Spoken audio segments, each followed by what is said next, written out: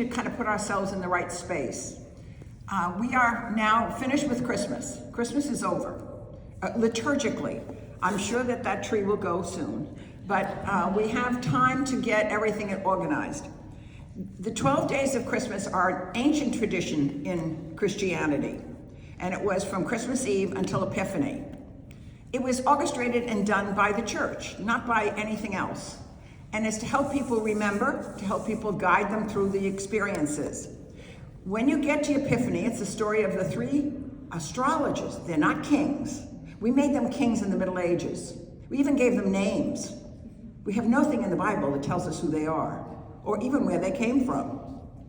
But it's very important because you have to understand Matthew's audience.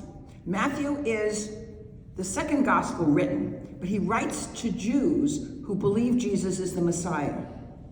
None of the other Gospels have that concept. The Jews did not believe, generally speaking, and probably the Jews that did believe, even in Matthew's era, died out by the 2nd century. Then he uses some of the Jewish tradition. Mary is not important in Matthew. That makes us sad. We always want Mary to be the queen and have everything, but he's writing to Jewish men. It was a very male-dominated society, not disregarding the respect for women, but they did not have any political or substantial say. So you find him focusing on Joseph.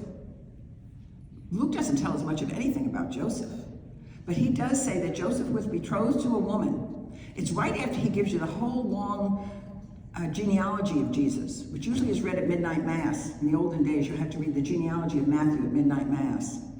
And then you get to this, that Joseph takes on Mary and she bears a son and they name him Emmanuel, Jesus. Then you have the introduction right in the very beginning. We're in the very early part of Matthew's gospel. And he says that there were these three astrologers who were out following a star. Now, if you're a Jew, you knew that the star was very important because Isaiah followed the star. So he's taking something from the Old Testament or the Hebrew scriptures and making it meaningful in the Christian scripture and in the Christian for these people who were Jews who now believe Jesus is the Messiah. So comes along, they say, they go to Herod, and Herod kind of tells them, oh, do a good job, tell me where you're going, and I'll want to go too. He was obviously deceiving them, and they do go and find him, and they said he enters the home. Okay, there goes your whole creche. I mean, they're not in the stable.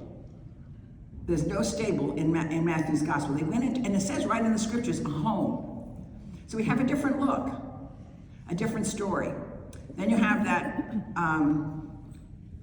he goes in and he brings them gifts. Did you get a lot of gifts at Christmas? We always got something, even if it was just a nice note from somebody, a gift of somebody's time, a gift of, I can remember when my kids were little, they'd say they'd clean their house, their bedrooms for Christmas. That would be their gift. Oh, that was a very important gift.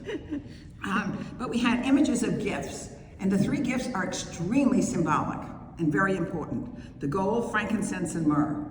The gold indicated the majesty of Jesus, that he is the king. Then we have frankincense. He is also divine. It's part of the divinity. It is to be used, it's an incense oil that is touched by the divine. That it is that Jesus is the king, he is divine, and then he gets the myrrh. He will die. It's the oil of burial. So he's Matthew's telling us in the story of the three astrologers, the story of the magnitude that Jesus is understood by the Gentiles. That's a very, very big statement because we're Gentiles, most of us, unless we've been Jews before.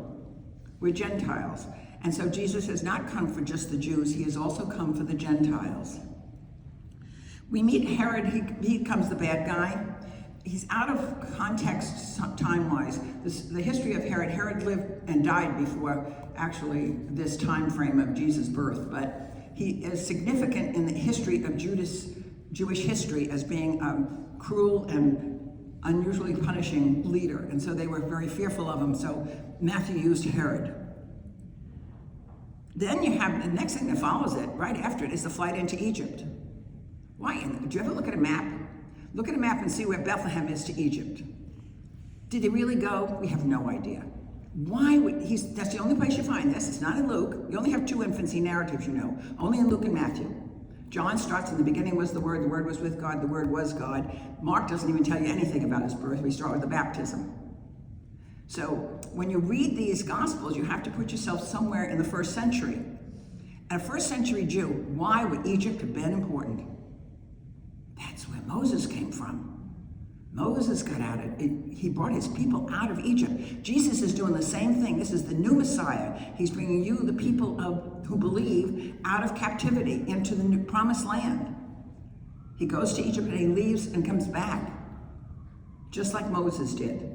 So when you read the scriptures and realize the gifts, I want you to think a little bit about what kind of gifts Joseph had to have. He's really not very well thought of. They don't talk about him very much. A lot of times we talk about Mary, but not very much really. John doesn't even give her a name. Mary has no name in John's gospel, just called his mother. We tend to want to take it all literally. What we have to do is, you're adult, educated women who need to look at the scriptures. What does it mean to you today and how you live? What gifts do you bring to others? Not stuff, but meaningful. How you brought a bunch of cookies to some lady who didn't get out to have Christmas? Or did you write to some people you haven't heard from in a long time? I want you just to share a little bit of one gift that you've given that maybe didn't cost a lot of money or cost any money at all, that you have given since Christmas. You got over the 12 days, we're into 15 days now, so you got a little more lead time. Just share with one person, one special thing that you did for someone during Christmas. Whatever, little thing, big thing, to family, to neighbors, to anyone. Share your gift.